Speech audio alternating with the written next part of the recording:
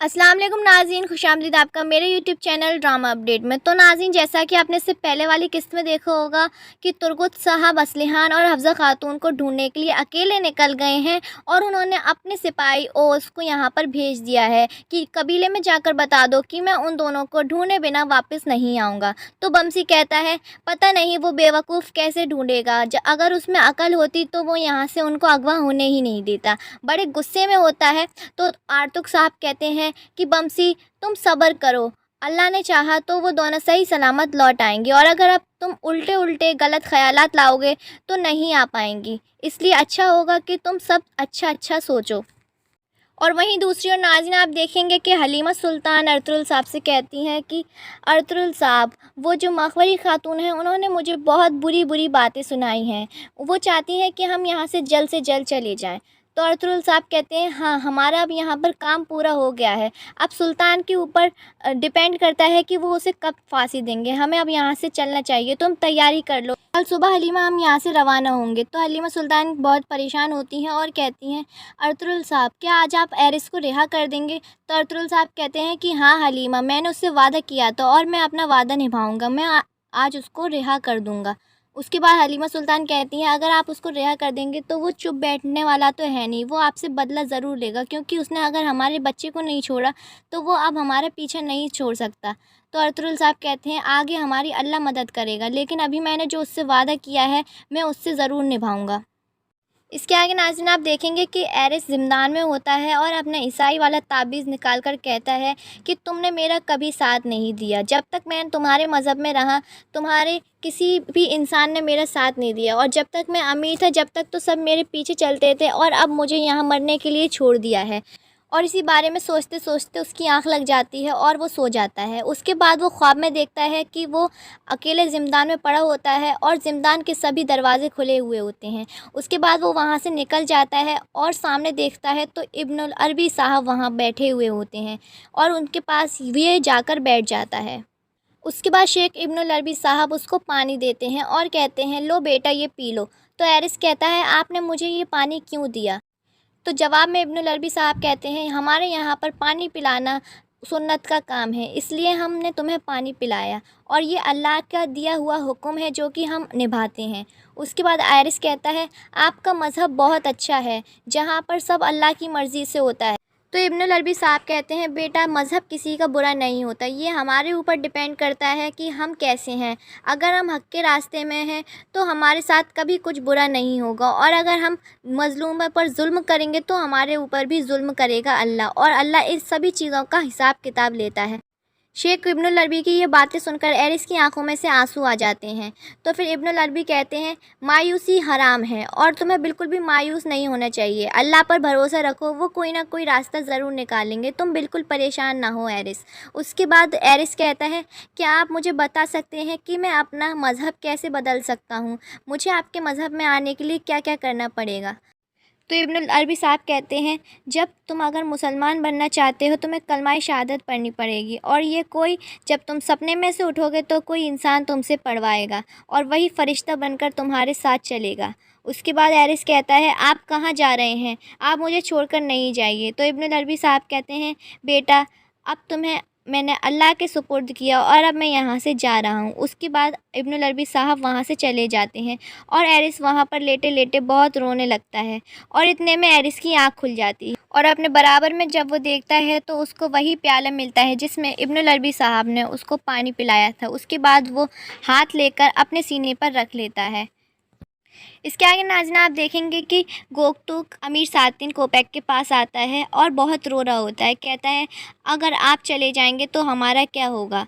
तो कोपैक कहता है मुझे तुम जैसे ही बहादुर चाहिए, मेरे बाद तुम यहाँ की रखवाली करोगे गोकतुक। और फिर सातिन कोपैक उसको गले लगा लेता है। तो फिर अज़ीज़ कहता है बहुत हो गया तुम्हारा ड्रामा, अब यहाँ से चलो, यहाँ से बात करने का वक्त तुम्हारा ख़त्म हुआ। तो अमीर सातिन कहता है कि अज़ीज़ तुम अपनी हद में रहकर बात करे करो मुझसे, वरना अपना मुंह बंद ही रखो, तुम यहाँ के सुल्तान नहीं हो, आई तुम्हारे समझ में। उसके बाद अज़ीज़ कुछ नहीं कहता और वहाँ से निकल जाता है। वहीं दूसरी ओर नाज़रीन, आप देखेंगे कि काई कबीले में बमसी बहुत परेशान होता है और आर्तुक भाई और हाइमा खानम से कहता है कि अब मैं यहाँ और बैठकर नहीं रह सकता, मुझे हफ्ज़ा को ढूंढना जाना ही पड़ेगा। मैं एक काम करूँगा, अपना एक सिपाही को एरिस के रूप में लेकर जाऊँगा और वहाँ जाकर कह दूँगा कि लो ये एरिस है। तो आर्तुक साहब कहते हैं तुम्हें वहाँ मोहताज रहना पड़ेगा। और तीतान इतना बेवकूफ़ नहीं है कि जो तुम कहोगे वो तुम्हारी बात मान लेगा। इतनी देर में तीतान का एक सिपाही आता है और वो कहता है कि आप एरिस को हमारे हवाले कर दीजिए, जिस हम उसके बदले में आपकी ख़वातीन को वापस कर देंगे। तो हाइमा खानम कहती हैं तुम लोग कैसे हो जो औरतों को अगवा करते हो? अगर तुम में इतना ही जिगरा है तो हमसे लड़ने क्यों नहीं आते? हमारी औरतों को ही हर बार अगवा करते हो। उसके बाद बमसी उस सिपाही से कहता है जाओ तीतान को बताना है कि हम एरिस को लेकर कल आएंगे।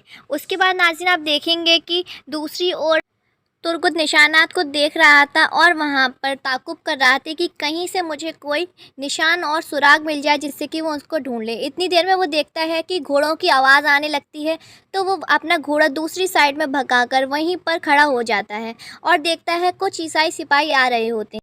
इसके आगे नाज़रीन आप देखेंगे कि सुल्तान के महल में अर्तुगरुल साहब, हलीमा सुल्तान और बाकी सभी लोग होते हैं और वहाँ से अमीर सादतीन को सिपाही लेकर आ रहे होते हैं। उसके बाद सुल्तान कहते हैं मैं तुम्हारे सभी कामों से तुम्हें निकालता हूँ और अब तुम यहाँ से जाओ और जब तक सुधर नहीं जाते तब तक लौट कर नहीं आना, जब तक मेरे कुछ ख़ास आदमी तुम्हारे मामले में तशदीद करेंगे और फिर मुझे बताएंगे। मैं मुहिम से आने के बाद तुम्हारा फ़ैसला करूँगा कि तुम्हें ज़िंदा रखा जाएगा या फिर तुम्हें मार दिया जाएगा।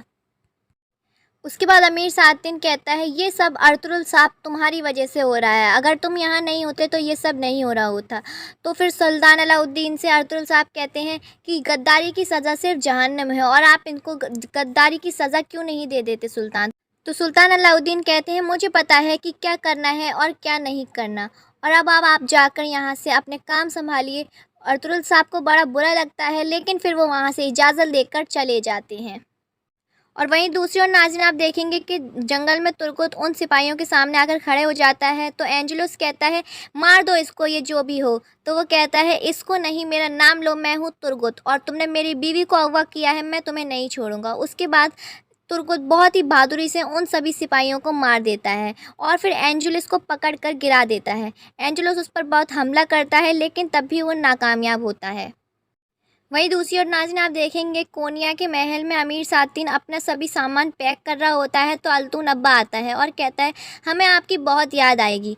तो फिर अमीर सादतीन कहता है मखबरी खातून को कह देना कि मैं उनका साथ कभी नहीं छोड़ूंगा, मरते दम तक उनका साथ निभाऊंगा, जब उनको ज़रूरत पड़ेगी तब वो मुझे पुकार ले, मैं उनका साथ निभाने में कोई भी कंजूसी नहीं करूँगा। उसके बाद अल्तून अब्बा वहाँ से दुखी होकर चला जाता है और अमीर सादतीन कहता है अब ये यहाँ पर सुल्तान अलाउद्दीन का महल नहीं होगा, अब ये अमीर सादतीन का महल होगा, सुल्तान सादतीन का महल।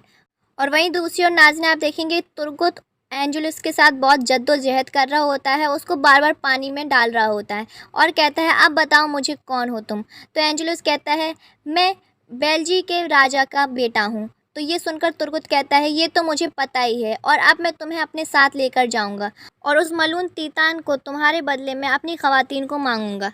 तुमने जो मेरे साथ किया है ना, तुम्हारा उसका बदला ले दूँ तो मेरा नाम बदल देना। और वहीं दूसरी ओर नाज़रीन आप देखेंगे कि वो सिपाही तीतान के पास आता है और कहता है कि बमसी कल एरिस को लेकर आएगा, उसने मुझसे कहा है कल आप उस पहाड़ी के नीचे मिल जाना। तो तीतान कहता है वो इतनी आसानी से नहीं लेकर आ सकता और अगर उसकी कोई चाल होगी तो वो कल ज़िंदा बच नहीं पाएगा। तो असलियान खातून कहती है मलून अपनी औकात में रहकर बोलो। तो तीतान को गुस्सा आ जाता है और वो उनकी गर्दन पर चाकू रख लेता है, कहता है तुम्हें तो कल पता लगेगा जब तुम दोनों की जान तुम्हारे एक दूसरे के सामने निकलेगी। उसके बाद हफ्ज़ा कहती है कि तुम मलून हो और बमसी तुमसे बदला ज़रूर लेंगे। फिर तीतान उसकी गर्दन से तलवार हटा लेता है। तो असलिहान खातून कहती हैं हफ्ज़ा तुम चुप बैठो क्योंकि तुम अब माँ बनने वाली हो, अगर तुम्हारे साथ इन्होंने कुछ भी कर दिया तो वो बहुत बुरा होगा।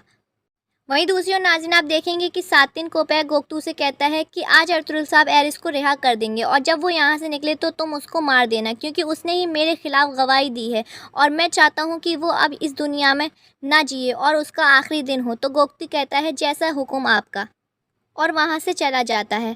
उसके बाद नाज़रीन आप देखेंगे कि अर्तुगरुल साहब हलीमा सुल्तान से बात कर रहे होते हैं और महल से रवाना होने के लिए तैयार होते हैं। हलीमा सुल्तान कहती हैं कि अब आप एरिस को रिहा कर रहे हैं। तो अर्तुगरुल साहब कहते हैं, हाँ हलीमा, मैंने उससे वादा किया है और मुझे अब वक्त आ गया है कि उसका वादा निभाया जाए। और अब मुझे नहीं पता कि आगे वो कुछ भी करेगा, लेकिन मैं अपना वादा ज़रूर निभाऊंगा। उसके बाद हलीमा सुल्तान कहती हैं, अल्लाह आपको अपनी हिफ्ज़ व अमान में रखें। तो अर्तुगरुल साहब कहते हैं, हलीमा जब तक तुम मेरे साथ हो मेरा कोई कुछ नहीं बिगाड़ सकता। इसके आगे नाज़रीन आप देखेंगे कि तुर्गुत एंजुलस को पकड़कर काई कबीले ले जाता है और वहाँ जाकर हाइमा खानम के सामने फेंक देता है। हाइमा खानम कहती है, बेटा ये किसको ले आए हो तुम? तो तुर्गुत कहता है, ये एंजुलस है, बेल्जी के राजा का बेटा, और हम इसके बदले ही हफ्सा खातून और असलिहान खातून को लेकर आएंगे। तो हाइमा खानम कहती हैं, बेटा अब तुम कैसे जाओगे? बमसी तो यहाँ से रवाना हो चुका है, एक सिपाही को एरिस के रूप में लेकर गया है। तो तुर्गुत कहता है, वाह बमसी वाह, तुम कितने बेवकूफ़ हो, तुमसे ज़्यादा बेवकूफ़ कोई नहीं हो सकता। क्या वो वहाँ पर जाकर देखेगा नहीं कि ये एरिस है या हमारे सिपाही? हमें नहीं लगता कि अब हम उसे बचा पाएंगे। फिर वालिदा कहती हैं, बेटा तुम परेशान ना हो, तुम जल्दी से उसके पीछे जाओ, क्या पता तुम उसको बचा लो। उसके बाद तुर्गुत कहता है, हाँ मैं उनके पीछे जा रहा हूँ, और फिर वो वहाँ से रवाना हो जाता है।